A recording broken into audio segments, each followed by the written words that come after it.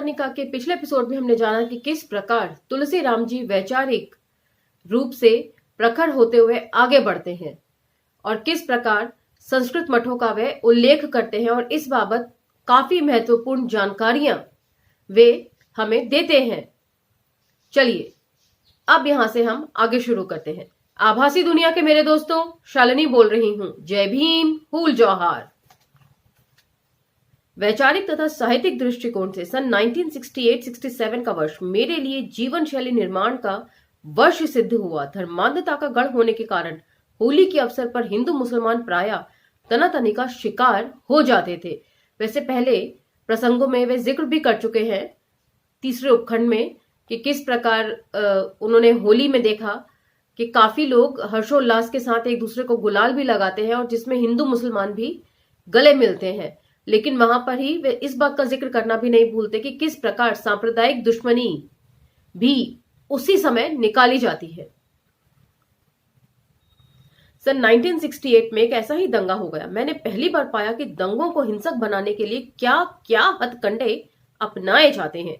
हिंदुत्ववादी लोग अक्सर बताते कि बनारस के किसी न किसी प्रख्यात मंदिर के सामने गाय का कटा सर पाया जाता है। तो शुरू से ही गाय जो है वे एक राजनीतिक पशु ज्यादा है।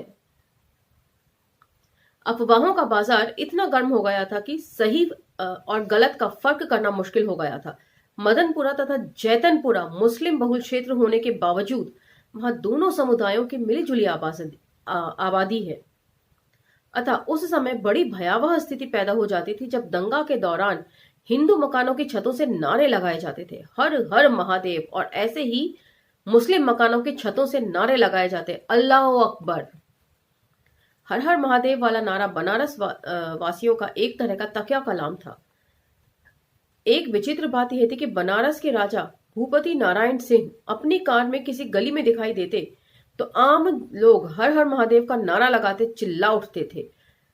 उस समय सन 1967 में उत्तर प्रदेश की पहली मिलीजुली सरकार में भारतीय कम्युनिस्ट पार्टी के रुस्तम सैनिट पुलिस मंत्री थे। वे बनारस के ही रहने वाले थे। उन्होंने दंगे कुचलने में महत्वपूर्ण भूमिका निभाई थी। बनारस में ऐसे दंगे मैंने कई बार देखे और हमेशा अपने को चिंताग्रस्त पाया। उन दंगों के दौरान एक ऐसी घटना हुई जिससे यह अंदाजा लगा कि कैसे साधारण गरीब लोग सबसे आगे बढ़कर हिंसक गतिविधियों में बढ़ चढ़कर हिस्सा लेते हैं। तो आखिर वे कौन से घटक हैं, वो कौन से कारक हैं जिसके चलते गरीब जनता का इतना ज्यादा इन्वॉल्वमेंट हो जाता है।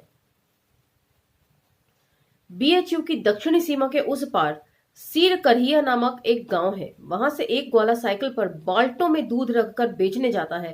कैलाश भवन में अनेक लोग चाय बेचने के लिए उससे एक एक पाव दूध लिया करते थे। मैं भी कभी कभी उससे दूध ले लिया करता था। जिस दिन दंगा शुरू हुआ उसके बाद 3 दिनों तक वह हम लोगों के पास नहीं आया। उसे लोग सरदार कहते थे। अन्य लोगों के साथ मैं भी चिंतित हो गया था कि सरदार का क्या हो गया। चिंता इस बात की थी कि वह मुस्लिम इलाकों में भी दूध बेचने जाता था। मेरे दिमाग में हरदम यह बात आती कि सरदार कहीं दंगों का शिकार न हो गया हो। इन आशंकाओं के बीच चौथे दिन सरदार दूध लिए कैलाश भवन में आ थमका। हम सभी कौतूहलवश उसे घेर लिए। पूछने पर उसने बताया, हम जगम बाड़ी जात रहली, वही कुछ मुसलमान के बंगाली लोग घेरले रहले। मां अपन बल्टवा के दुधवा गिराए के बल्टे बल्टे उन्हन के कपड़ा फोड़ी दिहलो। ओकरे बदवा में बल्टी वही छोड़े के भागी अलो। ऐसा सुनकर मैं दंग रह गया कि मतलब एक ग्वाला है और उसका काम दूध बेचना है जगह जगह, जबकि उसका इन दंगों से डायरेक्ट कोई कनेक्शन नहीं है। कुछ लोगों ने एक मुसलमान को घेर लिया तो वहां पर इनका भी सांप्रदायिक रूप जो दूध बेचने वाले हैं बाहर आ जाता है कि अपनी जात का हवाला देते हुए कहते हैं कि मैं इस जात का हूं, इस जात का होने के नाते मतलब मैं मुस्लिम नहीं हूं। तो हिंदू मुसलमान के दंगों में जो सांप्रदायिक दंगे हैं उसमें वे एक मुसलमान को पीटते हैं दूसरे लोगों के साथ मिलके। तो आखिर सोचने समझने की बात यह है कि ऐसी कौन सी वो वजह होती होंगी जो लोगों को इतना उन्मादी बना देती होंगी दंगों में। ऐसा सुनकर मैं दंग रह गया। खैर, सरदार सही सलामत था, इसलिए हम भी उसे पुनः दूध बांटते देखकर बहुत खुश हुए थे। उन दिनों जब भी सांप्रदायिक दंगे होते, बीएचयू के छात्र नेता, मूलतः कम्युनिस्ट तथा लोहियावादी सोशलिस्ट, हमेशा शांति कायम करने में महत्वपूर्ण भूमिका निभाते थे। नागरिक समितियों के माध्यम से सांप्रदायिक एकता के लिए खूब काम किया जाता था। अपने बनारस प्रवास के दौरान मैंने पूंजीवाद के साथ साथ सांप्रदायिकता से भी लड़ना सीखा। सांप्रदायिकता को मैं आज भी राष्ट्रीय एकता के लिए सबसे बड़ा खतरा मानता हूं, और ये खतरा है भी। आज के संदर्भों में यदि तुलसी राम जी होते, तो आज के संदर्भों में जो उनकी तीसरा खंड वे लिखना चाह रहे थे, मणिकर्णिका और मुर्दैया के बाद, वो क्या होता, इसका सिर्फ हम अंदाजा ही लगा सकते हैं।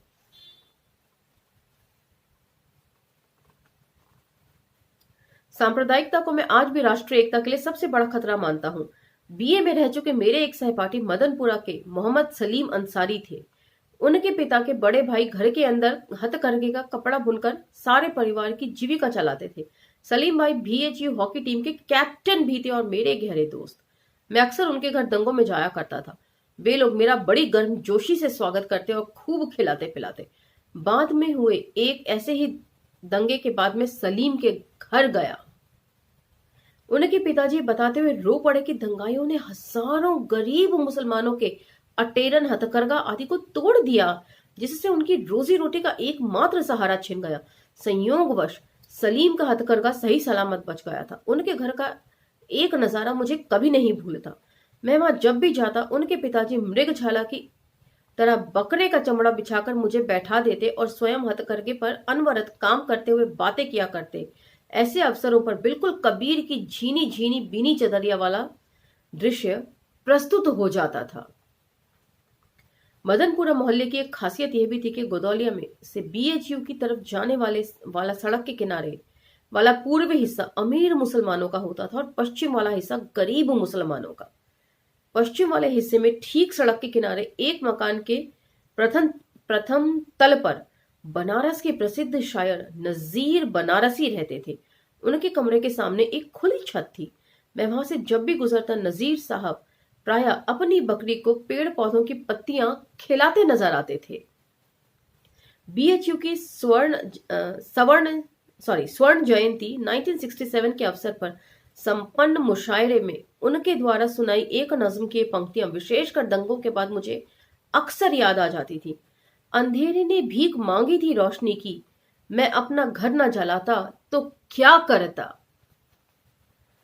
तो वही बात सभी जगह लागू होती है। जो लोग समाज के लिए काम करना चाहते हैं, उन्हें सबसे पहले अपना घर फूंकना पड़ता है, अपनी सुख सुविधाओं का त्याग करना पड़ता है। सन 1969 में आते आते देश की राजनीतिक हालत में काफी बदलाव आ गया था। सन 1967 के आम चुनावों में जिन 9 प्रांतों में विरोधी दलों की संयुक्त सरकारें बनी थी, वे सब के सब धराशायी हो गई और फरवरी 1969 में पहली बार इन विधानसभाओं का मध्यावधि चुनाव हुआ। इस बाबत वे जिक्र कर चुके हैं कि किस प्रकार 9 जिलों में कांग्रेस हार गई थी, लेकिन जल्द ही वहां पर पूरे चुनाव की स्थिति आ गई। बड़ा प्रांत होने के नाते उत्तर प्रदेश में काफी गहमागहमी थी। इस चुनाव में मैं काफी सक्रिय था। शहर दक्षिणी की सीट पर रुस्तम सैनिक पुनः उम्मीदवार थे। अन्य पार्टी कार्यकर्ताओं के साथ चुनाव प्रचार में मैंने दिन रात एक कर दिया। चुनाव प्रचार के दौरान जगह जगह नुक्कड़ सभाएं होती, जिसमें दीपक मलिक, सुनील दास गुप्ता, विश्वनाथ मुखर्जी जैसे बनारस के कम्युनिस्ट नेताओं के भाषण होते। इन नुक्कड़ सभाओं में राष्ट्रीय कार्यकर्ता मोहम्मद सिराज के क्रांतिकारी गीतों से खूब रोमांच पैदा हो जाता था। उनके द्वारा गाए गीतों में से निम्न पंक्तियां बहुत लोकप्रिय हुई थी। दमादम मस्त कलंदर, दमादम मस्त कलंदर, मेरा नाम है बिरला भाई, मेरा नाम है टाटा, हम दोनों ने मिलकर भारत आधा आधा बांटा, दमादम मस्त कलंदर। और यही यदि आज के संदर्भों में कहा जाए, जिस प्रकार पहले टाटा बिरला सुना करते थे, अब उसी तरह अडानी अंबानी सुना करते हैं। इन पंक्तियों को सुनकर मेरे साथ अनेक पार्टी कार्यकर्ता रो पड़ते थे। ऐसे ही पार्टी कार्यकर्ताओं में से एक थे शिवानंद दुबे। वे औघड़ किस्म के आदमी थे, बड़े ही मनमौजी स्वभाव वाले व्यक्ति थे। उन्होंने आम जनता में कम्युनिस्ट पार्टी तथा कम्युनिज्म के प्रति आकर्षण पैदा करने का एक विचित्र फॉर्मूला निकाला था। वे मुझसे कहते थे कि हम दोनों सिटी बस में एक साथ बैठकर शुरू से अंत तक चलेंगे और मार्क्सवाद के बारे में बहस करेंगे ताकि लोग ना चाहकर भी उसे सुने। किसी ना किसी के पल्ले कुछ तो पड़ेगा। शिवानंद दुबे के साथ मैं अनेक बार सिटी बस में खड़ा हो जाता। वे कम्युनिज्म से संबंधित छोटे छोटे प्रश्न पूछते और मैं उनका जवाब देता। मेरे जवाब को दुबे जोर जोर से रटते ताकि बस में बैठे अन्य लोग भी सुन सकें। तो ये कम्युनिस्ट पार्टियों की तरफ से इन्होंने प्रचार का माध्यम चुना था इस तरीके से। उनका पहला प्रश्न होता, क्रांति किसे कहते हैं? मैं जवाब देता कि जब राज्य सत्ता एक वर्ग से दूसरे वर्ग यानी पूंजीपतियों के हाथ से मजदूरों के हाथ में आ जाती है तो उसे क्रांति कहते हैं। वे पूछते, समाजवाद किसे कहते हैं? मैं बताता कि उत्पादन के साधनों पर सामाजिक स्वामित्व को समाजवाद कहते हैं, जिसमें कार्य क्षमता के अनुसार काम करने पर मजदूरों को पूरी मजदूरी दी जाती है। तो ये हुई समाजवाद की परिभाषा। इसी तरह वे पूछते कि साम्यवाद किसे कहते हैं? मैं बताता कि क्षमता के अनुसार काम करने पर जब मजदूरों को आवश्यकता अनुसार मजदूरी मिलने लगे तो उसे साम्यवाद कहते हैं, और ये हुई साम्यवाद की परिभाषा। इस तरह शिवानंद दुबे रूसी क्रांति से लेकर मार्क्स, लेनिन, स्टालिन, विश्व युद्ध, चे गुवेरा, फिडेल कास्ट्रो तथा समाजवादी देशों आदि से संबंधित अनेक प्रश्न पूछते और मैं संक्षेप में उत्तर देता। किंतु हम लोगों का यह कम्युनिस्ट प्रचार अभियान बहुत दिनों तक नहीं चल पाया। यद्यपि शिवानंद दुबे बड़े ही मुंहफट किस्म के व्यक्ति थे और कोई बात कहने में जरा भी नहीं हिचकते थे, किंतु मैं हमेशा बहुत संकोची स्वभाव का व्यक्ति रहा हूं। इसलिए बस में कम्युनिज्म पर बहस करने से मैं कतराने लगा। अंतोतगत्वा हमारा यह अभियान 15-20 बहसों में ही समाप्त हो गया। दुबे की आदत किताब से कुछ पढ़ने की बिल्कुल नहीं थी, किंतु सुनने में वे माहिर थे। यहाँ पर गाहे बेगाहे जो ब्राह्मण होते हैं उनकी रट्टंत पद्धति जो होती है, ऐसा लग रहा है उसका जिक्र किया गया है कि वेद पुराणों का भी हम कई सारी फिल्मों में देखा है कि किस तरीके से बैठ के यूं यूं हिलते रहेंगे और उसको रटते रहेंगे। और उसी चीज का जिक्र मुर्दैया में भी वे संस्कृत पाठशाला के लिए तुलसीराम जी ने किया है, यदि आपको ध्यान हो तो। इसलिए वे मुझसे हमेशा कहते रहते, तू जवन बतिया बतावेला वो दिमगवा में एकदम बैठे जाले। अतः दुबे अक्सर मेरे कमरे पर आ जाते और कम्युनिज्म के साथ साथ ढेर सारे प्रश्नों के उत्तर सुनकर रट जाते थे। वे पार्टी में मुझे अपना आदर्श मानते तथा हमेशा ये कहते, पार्टी के चाही के ऊ तो के केडर वन के पढ़ावे बदे लगावे। किंतु उनकी यह कल्पना कभी साकार नहीं हो पाई। दुबे की एक अन्य विशेषता यह थी कि वे दक्षिण भारतीय नेताओं के बोलने की खूब नकल करते थे। वे शुद्ध बनारसी गालियां इस अंदाज में देते थे कि मानो जैसे कोई नेता तमिल या तेलुगु में भाषण दे रहा हो। बहुत जानकार लोग ही उनकी गालियों को पकड़ पाते थे। तो मैं तो खैर इसे मेरिट ही कहूंगी कि मेरिट की पोल खुलती है इस तरीके से, बेशक वे कितने भी अच्छे मित्र क्यों ना रहे हो तुलसीराम जी के। गाली के संदर्भ में शिवानंद मुझसे हमेशा कहते, तू हमरे सवलवा के जबबुआ पूंजीपतियन के गरियाए के बतावत करा, हमके ऊ जल्दी याद होई जाले। अतः मैं भी जब समाजवाद, सोवियत संघ तथा समाजवादी दुनिया के बारे में अमेरिका या पूंजीपतियों को गाली दे देकर कुछ बताता, उसे वे तुरंत रट लेते थे। वे शास्त्रीय संगीत की भी अच्छी नकल कर लेते थे। इस संदर्भ में उनकी एक हरकत आज भी याद करके मैं तनाव मुक्त हो जाता हूं। उनके पड़ोस में एक सोनार का परिवार रहता था। सोनार अपनी पत्नी को डंडे से पीटा करता था, जिसके बदले वह महिला खूब गालियां दिया करती थी। दुबे के अन्य पड़ोसी पंडित जी थे, जो उन गालियों को राग दरबारी में बहुत अच्छी तरह गाया करते थे। उनके द्वारा गाई गई पंक्तियां इस प्रकार थी, मत मार रकत पेनवा मोहे डंडवा के मार, अब की मरबे ते लेबों तोरी मोछियां उखार मत मार।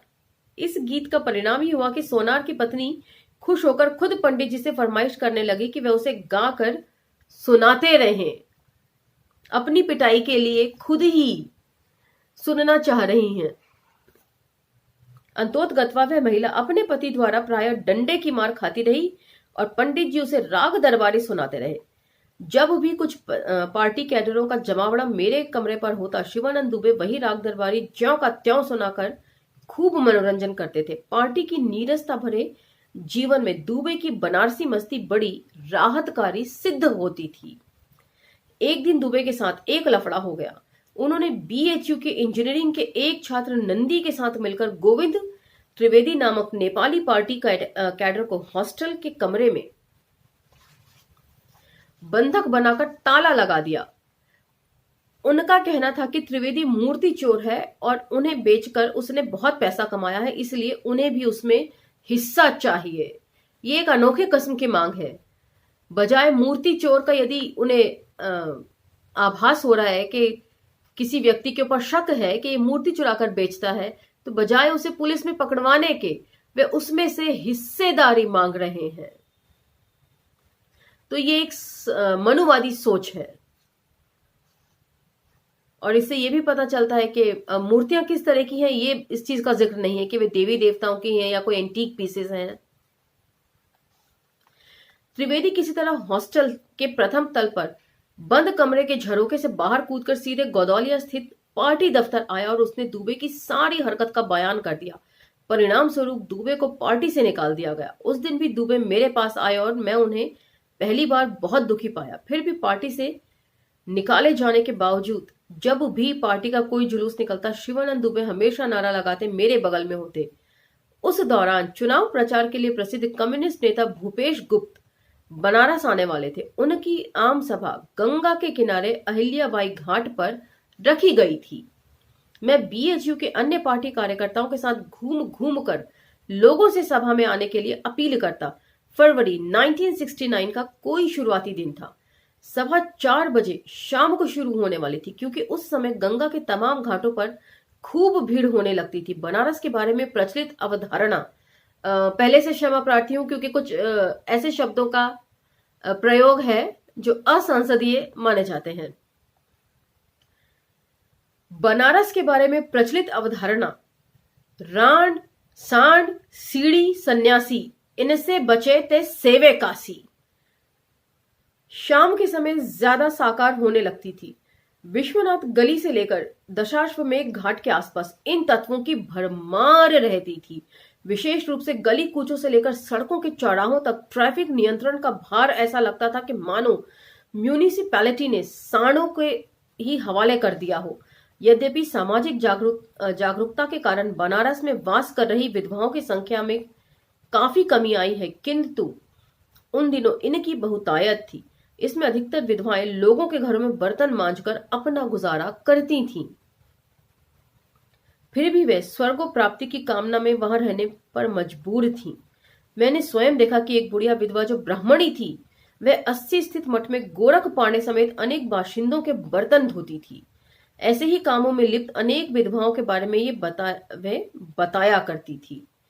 तो ये ब्राह्मणी है और ब्राह्मण समाज के बारे में भी ये पोल खोलता है कि किस प्रकार विधवा स्त्रियों की वहां हालत कर दी जाती है।